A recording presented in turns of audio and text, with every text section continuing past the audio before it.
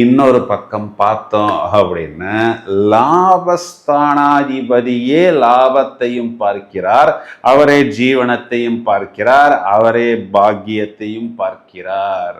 அப்போ என்ன அர்த்தம்? லாபாதிபதி சாட்டானை பார்க்கிறது அப்படிங்கிறது இந்த இடத்துல சாட்டான் ஜீவனாதிபதியும் பாக்கியாதிபதியாகவும் வருகிறார். அப்போ இந்த இது ஒரு மாதிரி ஒரு ட்ரிபிள் சாண்ட்விச் அப்படிங்கிற மாதிரி நாம் எடுத்துக்கொள்ளலாம். 9ஆம் அதிபதியையும் 10ஆம் அதிபதியையும் 11ஆம் அதிபதி பார்ப்பது, சொந்த வீட்டை பார்ப்பது, 9, 10 அதிபதிகள் 11ஆம் வீட்டில் இருப்பது கேட்பதற்கே என்ன சொல்றது, அதாவது இது அப்படியே காதில் தேனாக பாலாக வந்து பாய்கிறதுன்னு சொல்வதை போல் இந்த அதுக்கும் மேல அதுக்கும் மேல அதுக்கும் மேல அப்படிங்கிறது இந்த இடத்தில் இதுல என்ன ஒரு பெரிய பிளஸ் பாயிண்ட்னா, இது பூரணமாக நம்மளுடைய லாபஸ்தானத்தில் வந்து வருகிறது. லாபாதிபதி உச்சம், லாபாதிபதி சொந்த வீட்டை பார்ப்பது, 10ஆம் அதிபதியை பார்ப்பது அப்படிங்கிறது நமக்கு ஒரு எக்ஸ்ட்ரீம் ஃபேவர், எக்ஸ்ட்ரீம் லக்கு,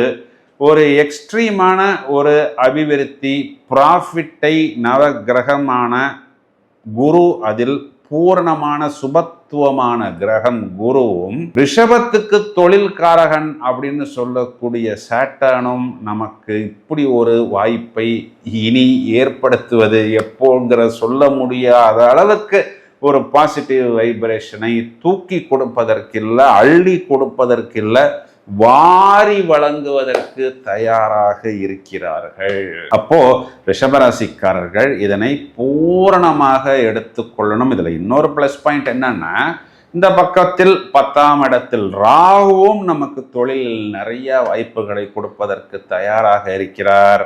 வருடத்தின் கடைசியில் ராகு பகவான் 9ஆம் இடம்னு சொல்லக்கூடிய மகரமனைக்கு வந்தாலும் சிலர் கேட்கலாம், சார் ரிஷபத்துக்கு வந்து இது 9ஆம் இடம் அப்படிங்கிறது பாக்யஸ்தானம் மட்டுமல்ல பாதகஸ்தானமாகவும் வருகிறது அல்லவா அப்படின்னா கூட அந்த இடத்திலும் உங்களுக்கு குரு பகவான் உங்களை விடமாட்டார். ஏன் அப்படின்னா